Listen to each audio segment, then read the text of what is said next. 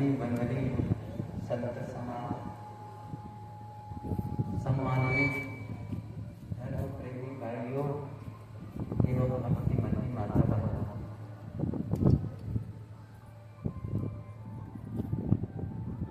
हम मनुष्यों को दो प्रकार की जरूरतें होती हैं।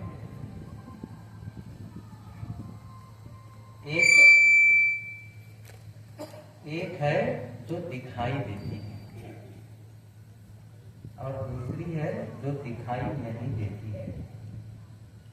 दृश्य और अदृश्य। दिखाई देने वाली चीजें क्या हैं? दिखाई देने वाली चीजें हैं भोजन, कपड़े, मकान, गाड़ी, बहुत सारी चीजें। आप अपने घर में जाएं और जो भी आपको दिखाई दे आप अपनी जरूरतों के हिसाब से ही उसे रखें।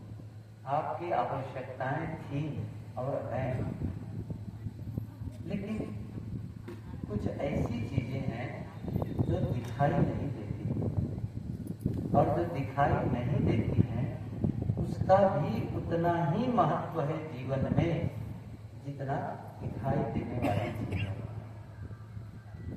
वो क्या है? वह है आपस का प्रेम, एक दूसरे के प्रति विश्वास, एक दूसरे के प्रति सम्मान का भाव,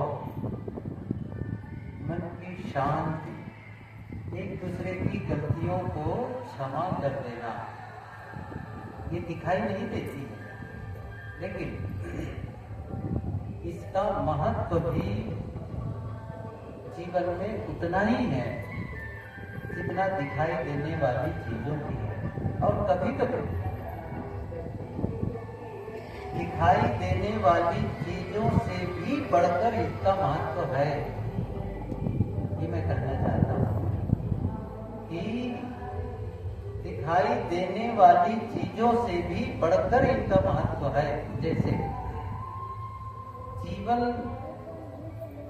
भोजन के बिना नहीं चलता। सबसे ज्यादा महत्वपूर्ण और प्राथमिक आवश्यकता प्रथम क्या है? जो हमारी बेसिक नीड्स हैं उनमें से है भोजन। अच्छा, भोजन कितनी बार करते हैं हम लोग? भोजन कितनी बार करते हैं? सामान्यतः मान के चलो 2 से 3 बार, सुबह, दोपहर और शाम को या रात में। कितने समय लगते हैं भोजन करने में? यदि इसको हम जोड़ना चाहें और 20-20 मिनट का समय तीनों समयों को दे तो 20-20 मिनट 3 बार भोजन किए तो 24 घंटे में 1 घंटा भोजन में लगता है। यदि मैं ये कहूँ 24 घंटे में 1 घंटा भोजन कर लें तो 23 घंटे भोजन की जरूरत नहीं है। प्रेम कितने घंटे चाहिए? विश्वास कितने घंटे चाहिए? कोई कहेगा 1 घंटा प्रेम चाहिए, बाकी समय लड़ाई झगड़ा से चलेगा। ऐसा नहीं। 1 घंटा सम्मान चाहिए, बाकी समय अपमान से चलेगा। भोजन 1 घंटा यदि आप कर लेते हैं तो आपका काम पूरा हो जाता है। लेकिन प्रेम और विश्वास हर समय चाहिए, एक दूसरे के प्रति सम्मान हर समय चाहिए, शांति हर समय चाहिए। इतना महत्वपूर्ण है। लेकिन जो चीजें दिखाई देती हैं परिश्रम उसी के लिए लोग करते हैं। जो दिखाई नहीं देती है उस पर ध्यान नहीं देते। क्या मानते हैं? हमारे पास बहुत धन हो जाएगा, ये तो अपने आप आ जाएगा। ऐसा नहीं होता है। आप पैसे से प्रेम नहीं खरीद सकते। कहीं जाकर के आप प्रेम खरीदेंगे? कोई प्रेम देता है? कोई विश्वास देता है? और आपस के रिश्तों को बनाए रखने के लिए यह बहुत महत्वपूर्ण है। देखिए, मैं उदाहरण दूं कैसे आपके भोजन से भी कई बार बढ़ करके यह प्रेम हो जाता है। एक आदमी था,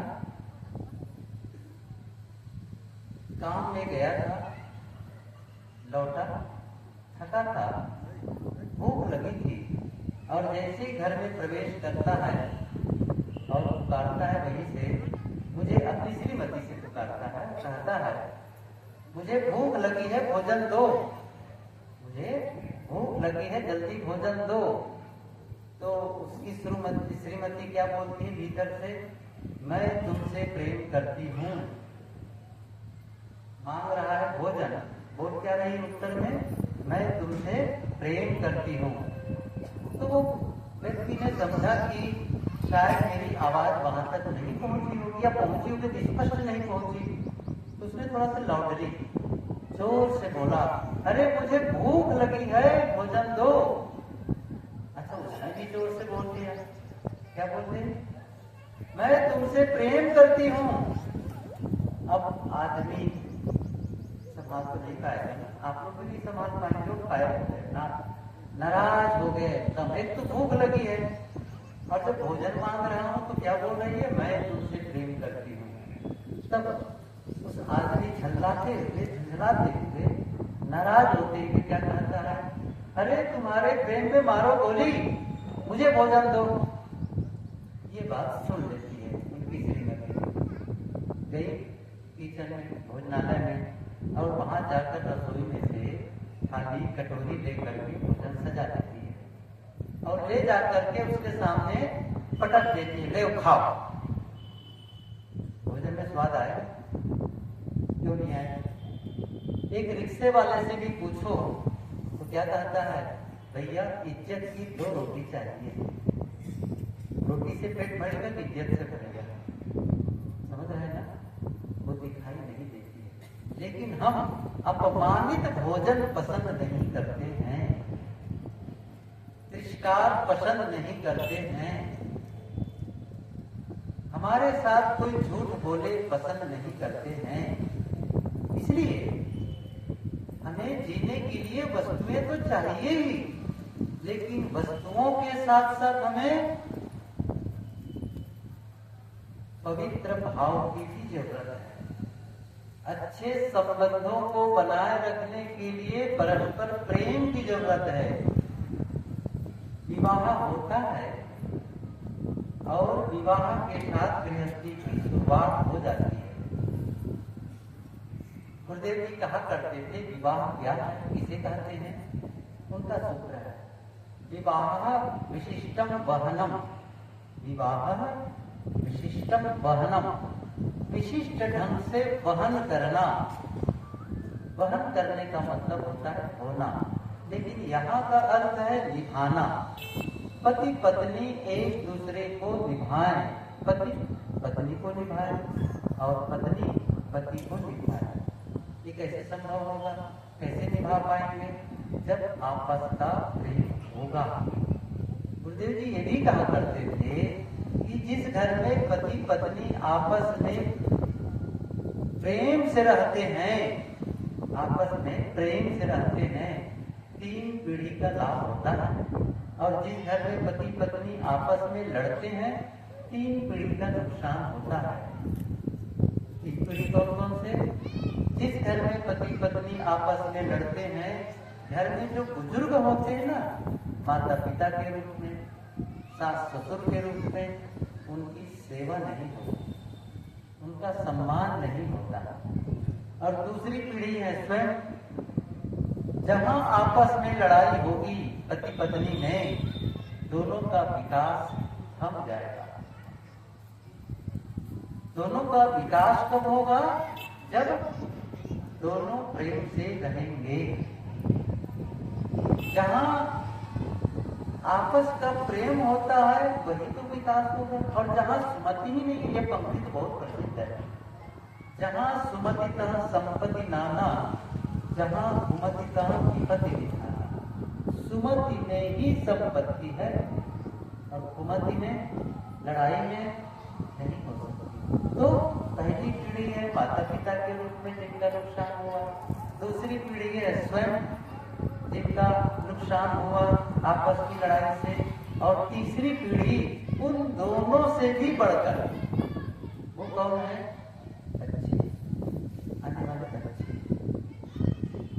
और जब बच्चे माता पिता को लड़ते हुए देखते हैं तो सबसे बड़ी समस्या क्या होती है? हमारे जीवन की समस्या क्या है बताऊं मैं इस चीज को थोड़ा बड़ा। इसके लिए समाज की ओर से कोई निर्देश नहीं है। अद्भुत है। बार बार ये मैं उदाहरण दिया करता हूं, जब आप कोई सामान खरीद के लाते हैं तो जैसे रेफ्रिजरेटर है, फ्रिज है, हाँ वो क्या कहते हैं, प्रेशर कुकर है, लैपटॉप है, मोबाइल है, तो उसके साथ में एक पुस्तिका आती है। हम लोग हिंदी में उसको कहते हैं निर्देश पुस्तिका, देखना आता है। और उस निर्देश पुस्तिका में उस इंस्ट्रूमेंट को, उस सामान को इंस्टॉल कैसे करें, सही ढंग से उपयोग कैसे करें, ये सब सावधानियां बताई, निर्देश दिया जाता है।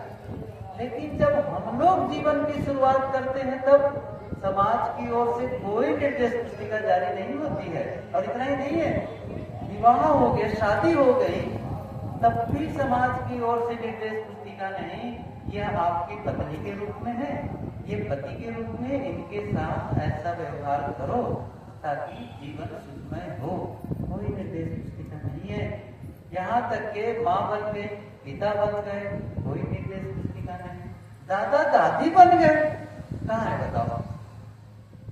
जीवन में बिल्कुल यूं न इसके लिए स्कूलों में पढ़ाई होती है। स्कूल की पढ़ाई तो केवल नौकरी पाने के लिए है। सही कह रहा हूं। आप भी अपने बच्चों को स्कूल क्यों भेजते हैं? ये अच्छी पढ़ाई कर ले, अच्छी नौकरी पा जाए और ज्यादा पैसा कमाने लग जाए। बच्चे से जब पूछता हूँ क्यों पढ़ते हो तो प्रायः यही उत्तर देते हैं। बहुत सारी बातें कहते हैं लेकिन अंतिम बता दूं, विस्तार नहीं दूंगा। क्यों? नौकरी के लिए। इसका मतलब ये हुआ कि आप पढ़ लिख करके पैसा बनाने की मशीन बनना चाहते हो। क्या शिक्षा का यही उद्देश्य है?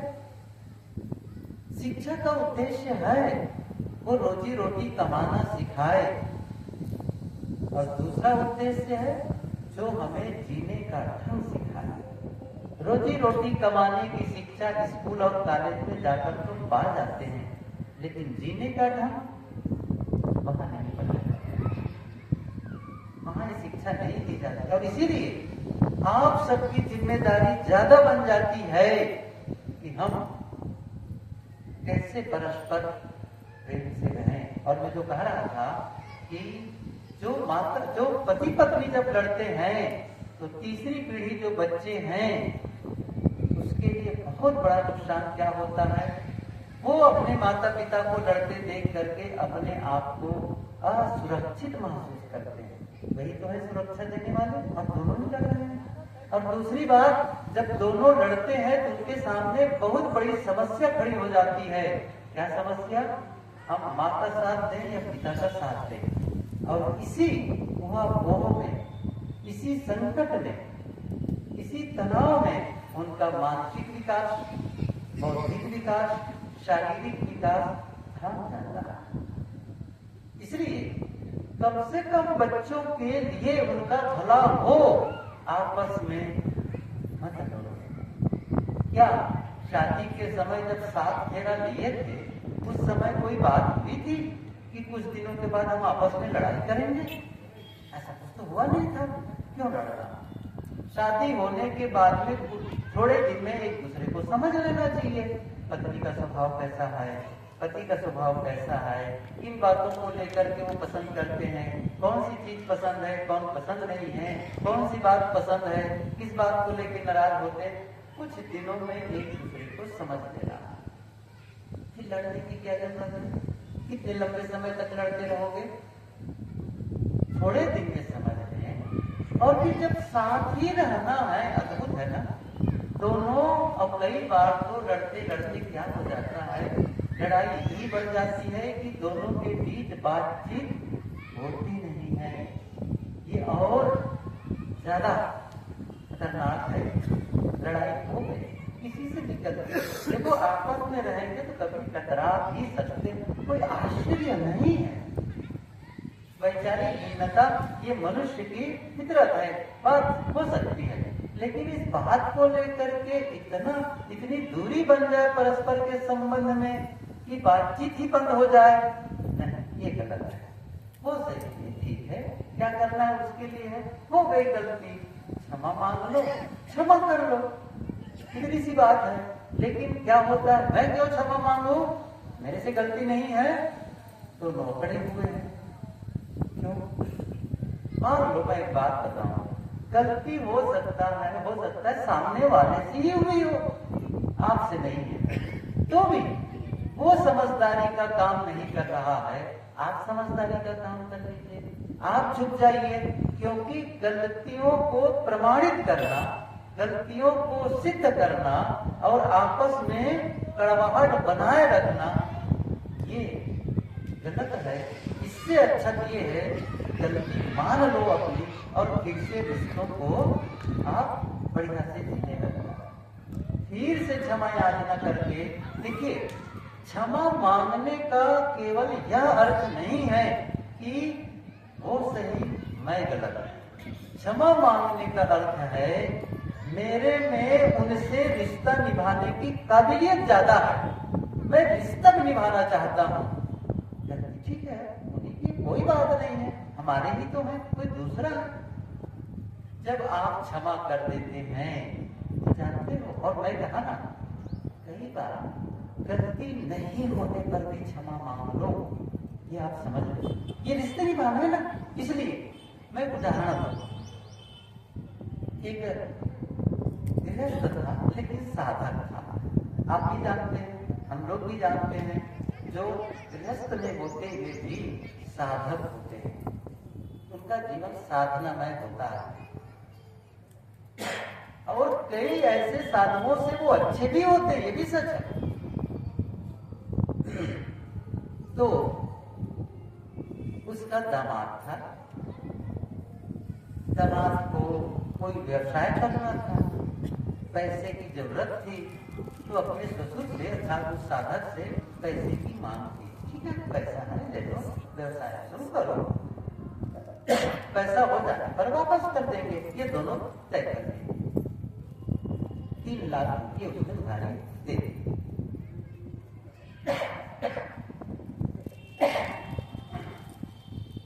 व्यवसाय करने लगा, ऐसा संजोग उसका व्यवसाय बढ़िया चल पड़ा, पैसे हो गए उनके पास, लेकिन पैसा लौटाना वह नहीं चाहा, नहीं लौटाया, इंतजार किए, ठहरे भी, लेकिन वो पैसा नहीं लौटा रहा। अब ऐसी स्थिति में उनसे अनबन हो गई। अब ये साधक परिवार वालों से, जो रिश्तेदार होते थे, उनसे भी चर्चा करने लगे, देखो जी अमुक दामाद को पैसा दिया और पैसा लौटाता नहीं, जबकि उसके पास पैसे हो गए हैं। मित्रों से चर्चा करने लगा, और जब इसको चर्चा का विषय बना लेते हैं ना, तो हमारा वो चित्त का विषय बन जाता है। जब वो साधना में बैठता तो बातें आने लगती। एक दिन उसके मन में हुआ, इससे मेरी साधना ही डगमगा रही है, कैसे करूं? तो अपने जो संत थे, गुरु थे, उनके पास गए, मैं क्या करूं, ऐसा लग रहा है, पैसा तो गया लेकिन मेरी साधना ही जा रही है, मैं क्या करूं, मैं बहुत परेशान हूं। उन्होंने कहा, गुरु ने क्या कहा, एक काम करो, बाजार में जाओ, फल ले लो बहुत सारे, मिठाइयां ले लो बहुत सारे, और अपने दामाद के घर जाओ और उनसे क्षमा मांग लो। पैसे मेरे गए, मेरी कौन सी गलती जिसमें आप कह रहे हैं क्षमा मांग लो? उन्होंने कहा, देखो एक ही हाथ से ताली नहीं बजती, दोनों हाथ से ताली बजती, गलती आपकी भी है। आज आखिर मैं समझ नहीं पा रहा हूँ, मेरी कौन सी गलती हो गई? पैसा देने का वादा किया था उसने, वापस कर देने का, पैसा दे नहीं रहा, इतने 10 साल हो गए, 15 साल हो गए, तो फिर मेरी क्या गलती है? उन्होंने कहा, देखो उन्होंने पैसा नहीं लौटाया, गलती उनकी है, आपने क्या किया, आपकी गलती क्या है? इस बात को आप जगह जगह चर्चा का विषय बना रहे हैं। और उनकी बुराइयां गाने लग जाते हो, यह तो गलती नहीं है, और इसी बुराइयों के कहने से, चर्चा करने से तो शांत बने हुए हो। ये बात साधक के समझ में आ गई।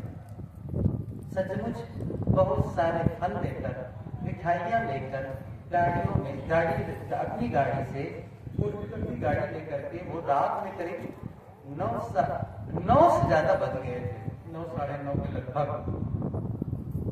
जब वो दामाद के घर गए, कितने साल के बाद गए, 10 से 15 साल शायद हो गए थे, नहीं गए थे। दरवाजा खटखटाया। अब जब दरवाजा खटखटाया उस समय उसका दामाद, उसकी बेटी और उसके 2 बच्चे बिल्कुल भोजन के लिए डाइनिंग टेबल पर सब इकट्ठे थे, भोजन परसने की बात थी। जब दरवाजे से आवाज आई, खटखट की आवाज आई, तो उसका जो नाती था गया और दरवाजा खोला, और जैसे दरवाजा खोला तो अनायास चिल्ला पड़ा, नाना जी आ गए, नाना जी आ गए।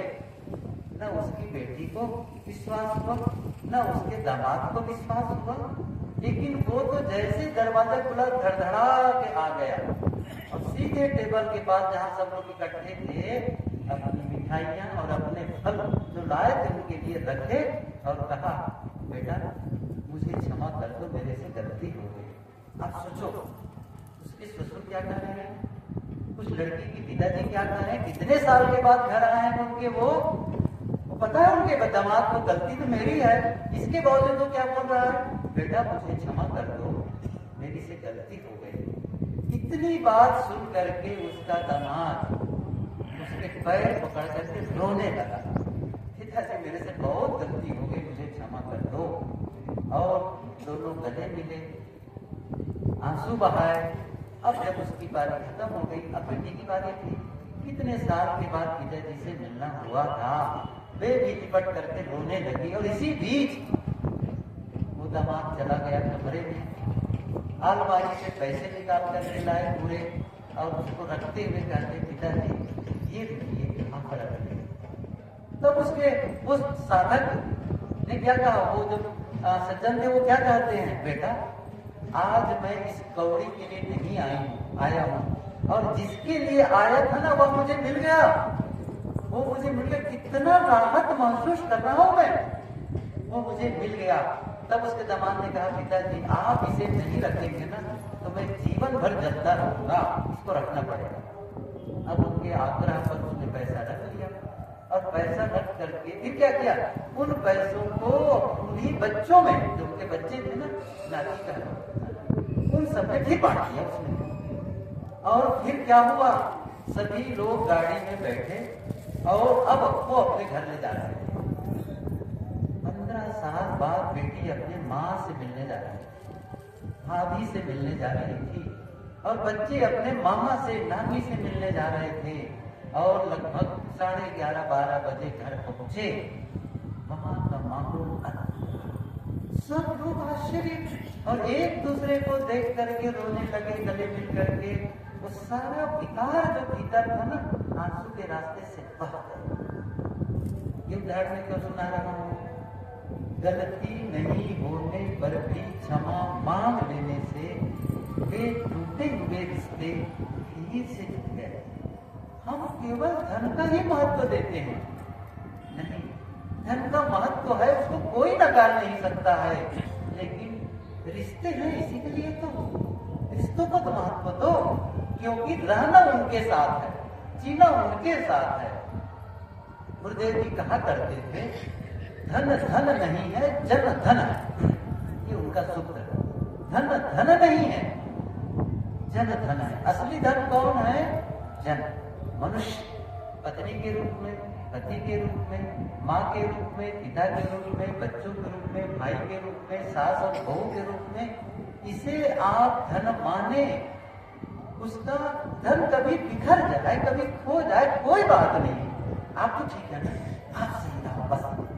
जिस दिन आप व्यक्ति के महत्व को समझेंगे, उस दिन ऐसा नहीं कि धन नहीं आएगा। आप क्या कह रहे हैं? जहाँ आपस का प्रेम होता है ना, वही तो धन आता है। अभी मैं कहा था, और जहाँ आपस में संघर्ष होगा वहां तो धन दूर चला जाएगा। इसलिए आपस का प्रेम क्या है? देखो, जैसे आप दीवार बनाते हैं, और जब दीवार बनाते हैं तो ईंटों को जोड़ने के लिए गारा का उपयोग करते हैं। इसका गारा सीमेंट और बालू का, ताकि वो ईंट को आपस में जोड़े रखे। ऐसे ही मनुष्यों को जोड़े रखने वाला गारा होता है प्रेम और विश्वास का। जब सीमेंट कमजोर हो जाता है तो ईंटें बिखरने लगती है, लेकिन आपस का जब प्रेम कमजोर हो जाता है तब मनुष्य बिखरने लगते हैं। ऐसा भाई भाई साथ रहते हैं। एक दिन एक भाई ने कहा, भैया मैं अलग रहूंगा। क्या भोजन नहीं मिल रहा है? भोजन मिल रहा है। क्यों अलग रहोगे? प्रेम नहीं मिल रहा है, विश्वास कम हो गया, वो कुम्हला रहा है, वो मुरझा रहा है प्रेम। और प्रेम की स्थिति क्या है? पौधे की तरह है ये। पौधे को सींचते जाओ, हरा भरा बना रहता है, और जब सींचना बंद कर देते हैं तब पौधा कुम्हलाने लगता है, मुरझाने लगता है। ऐसे ही प्रेम को भी सींचना पड़ता है। प्रेम को सींचते जाओ तो हरा भरा बना रहता है, प्रेम को सींचना बंद कर देते हैं, वह भी मुरझाने लगता है, वह भी कुम्हलाने लगता है। कैसे पता चले? यही तो बात मैंने कहा ना, स्कूल की पढ़ाई करते हो तो स्कूल की परीक्षा पास करते हो, जीवन की पढ़ाई करते हो तो जीवन की परीक्षा पास करते हो। जीवन की पढ़ाई होती ही नहीं है। जीवन हमें संकेत भेजता है, इंडिकेट करता है। जैसे आपकी गाड़ी इंडिकेट करता ना, इंडिकेटर लगे होते हैं सामने, स्पीड कितनी है, टेम्परेचर कितना है, फ्यूल कितना है, सब बताता है। और उस फीडबैक जो मिल रहा है उसके आधार पर आप वहां एक्शन लेते हैं। जीवन भी संकेत भेजता है, लेकिन जीवन का संकेत समझे तब तो। क्या संकेत भेज रहा है? आपस का प्रेम कैसे कम हो गया, कैसे जानते हैं? वो है आपस की हंसी चली जाती है, आपस की बातचीत कम हो जाती है। गुरुदेव जी कहा करते थे, जिस घर में 24 घंटे में एक बार हंसी का कहकहा,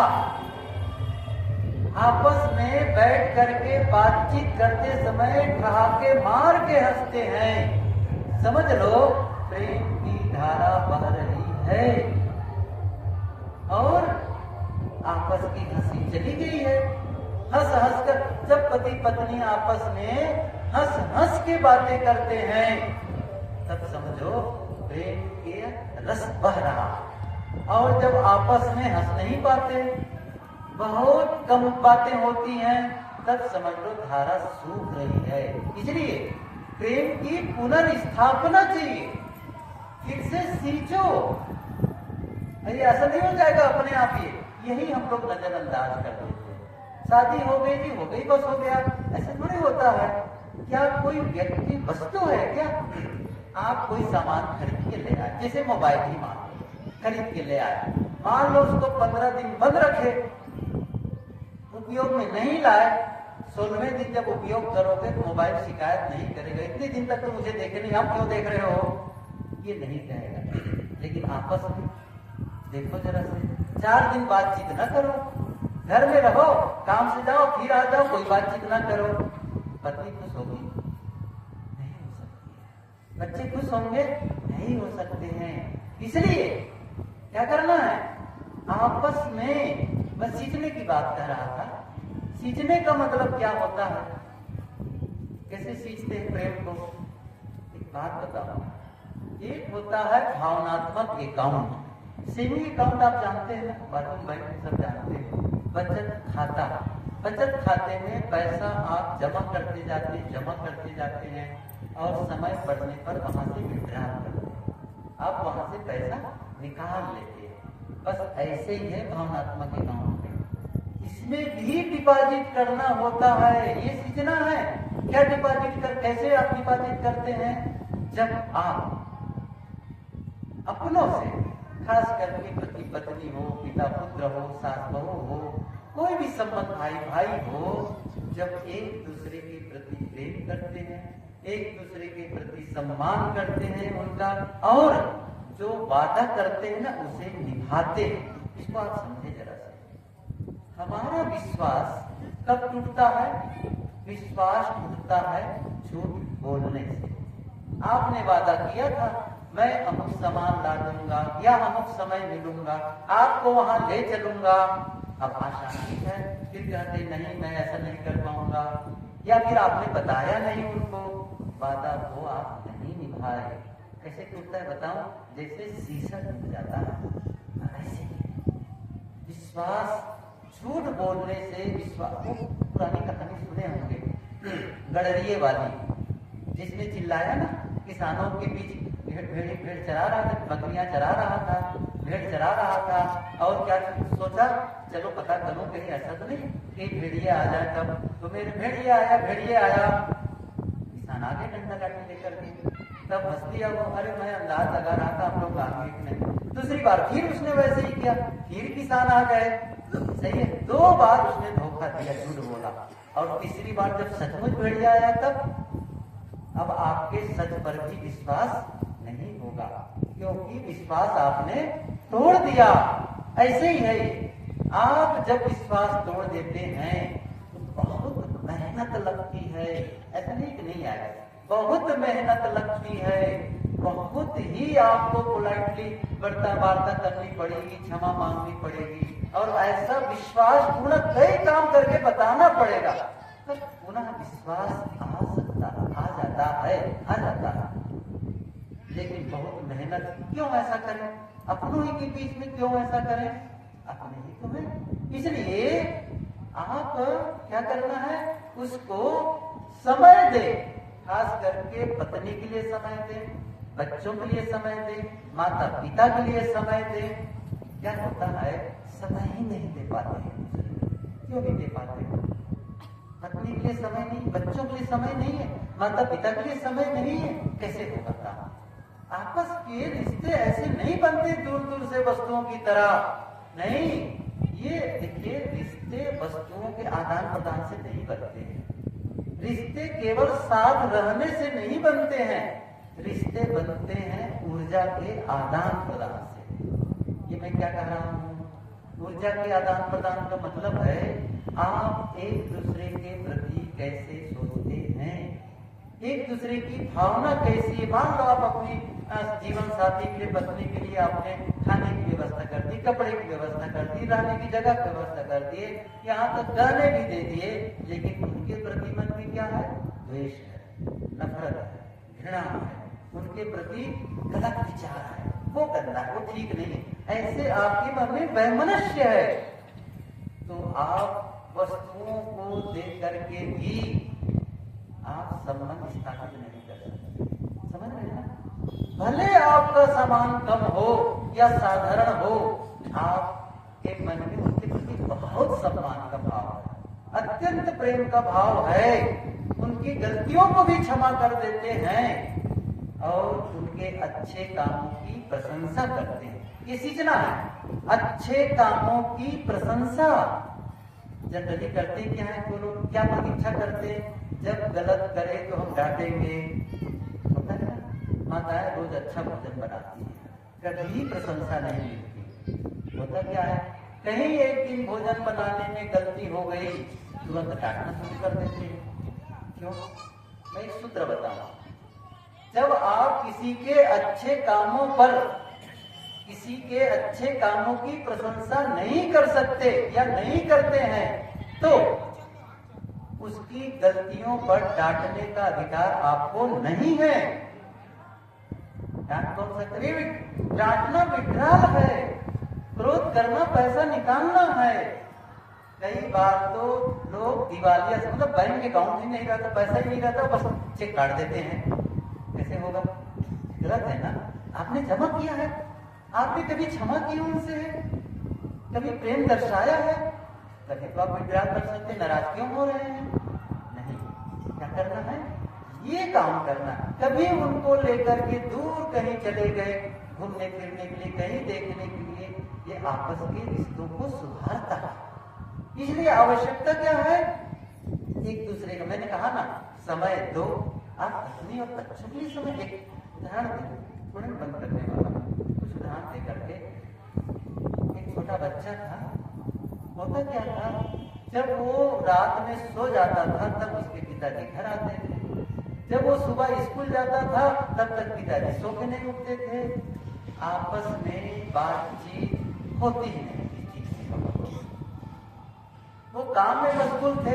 अब बच्चा अपनी पढ़ाई में आने लगा तो उसका समय नहीं मिलता था कि वो बच्चे को प्रेम कर सके, उनके साथ खेल सके, उनके साथ वार्ता कर सके, उनके मानसिक स्थिति के बारे में, पढ़ाई लिखाई के बारे में पूछ करके कभी तो गले लगा देते। एक दिन छोटा बच्चा था, बहुत इंतजार कर रहा था, आज पापा से मिलना है। जागता रहा। जब उनका पिता काफी रात में आया तब देखना कि आज तो बच्चा जाग रहा है। अरे तुम जाग रहे हो? नहीं पापा जी, आपसे ही मिलना था इसलिए मैं जाग रहा हूँ। बैठे, हाँ बताओ बेटा क्या बात है। बैठकर क्या कहता है, पापा आप एक बात बताएं कि आप 1 घंटे में कितने रुपये कमाते हैं? नाराजगी हुई, इससे तुम्हें क्या मतलब है मैं कितना कमाता हूँ? तुम्हारी आवश्यकताओं की पूर्ति हो रही है।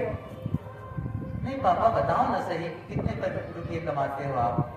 अंत में उनको बताना पड़ा कि मैं 1 घंटे में 200 रुपये कमाता है। तब उसने क्या कहा, छोटे बच्चे ने, पापा आप मुझे 100 रुपये दे दो। तब उसने फिर डांटा, तुम पैसे क्यों मांगते हो? सारी चीजें मैं ला के दे रहा हूँ, फिर भी क्या करता, पैसा दे दो। वो डांटा, चलो भागो यहाँ से, पैसे नहीं मिलेंगे। अब बच्चा बड़ा उदास होकर के अपने बिस्तर पर जाकर के लेट गया।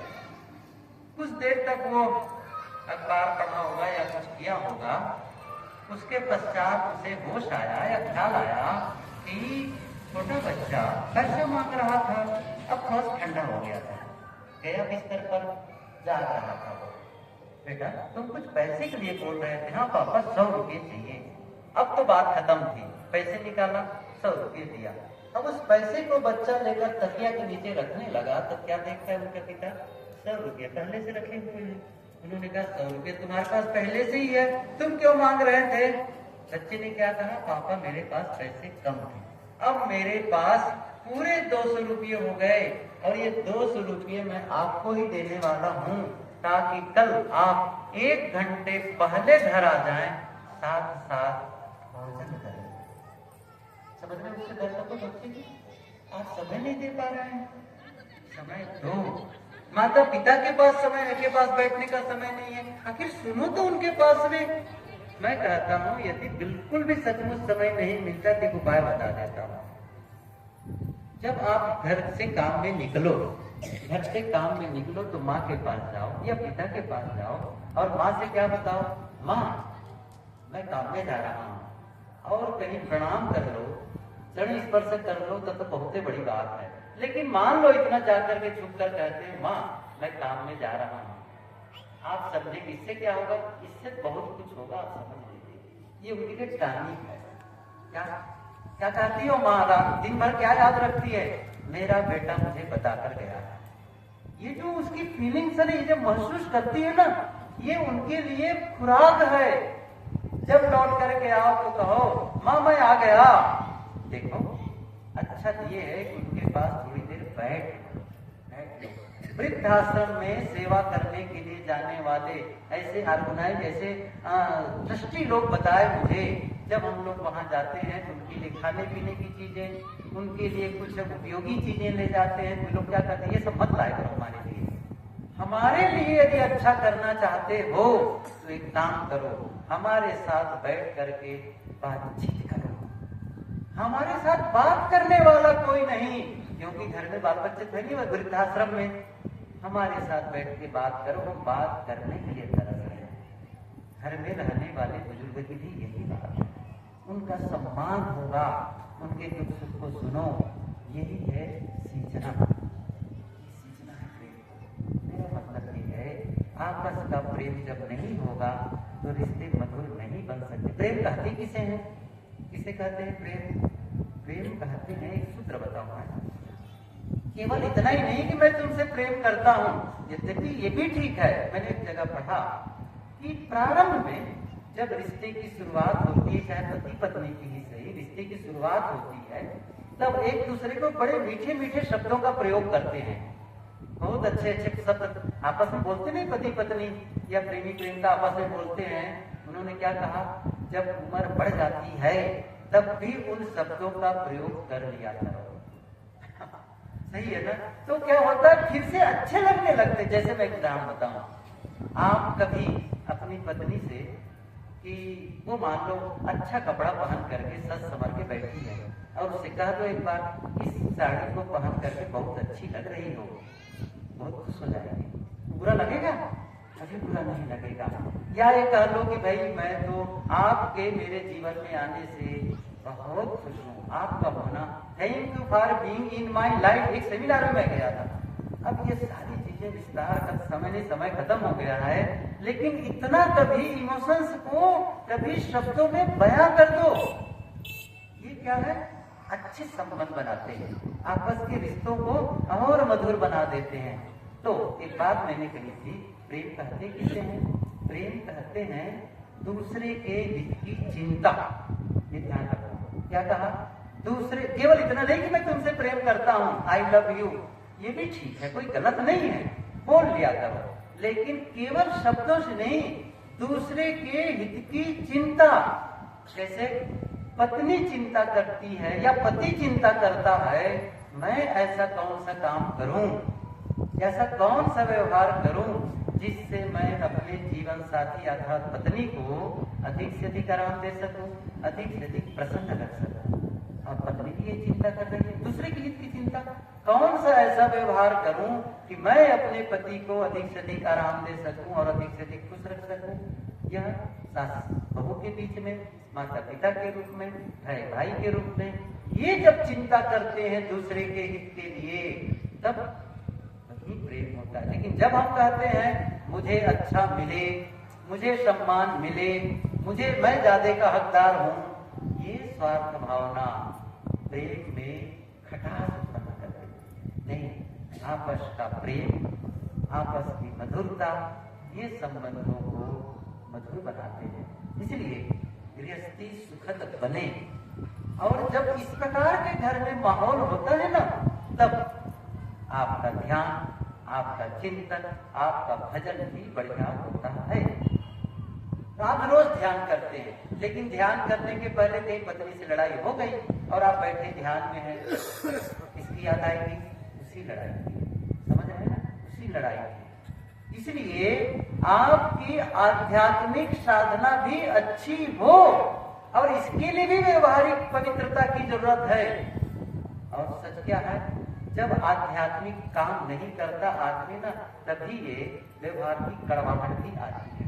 जिसके मन में आत्म साधना के लिए जागरूकता है, जो शांति महसूस करना चाहता है, जो आपस का प्रेम महसूस करना चाहता है, वो आदमी से कभी कटु शब्द नहीं निकलेगा, कभी दूसरे के साथ छल कपट नहीं करेगा, दुराव छिपाव नहीं करेगा।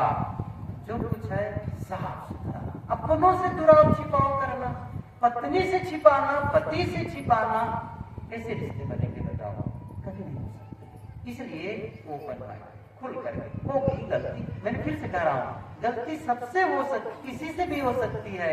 एक सूत्र याद करो, दूसरे की गलती हो जाए क्षमा कर दो, अपनी गलती हो जाए क्षमा मांग लो, बस इतना काम कर लेते हैं तो भी रिश्तों में मधुरता आ जाती है। तभी तो साहब ने संदेश दिया, ढाई आकर प्रेम का पढ़े तो पंडित हो, या प्रेम पाठ का चोलना पहर कबीर उठा।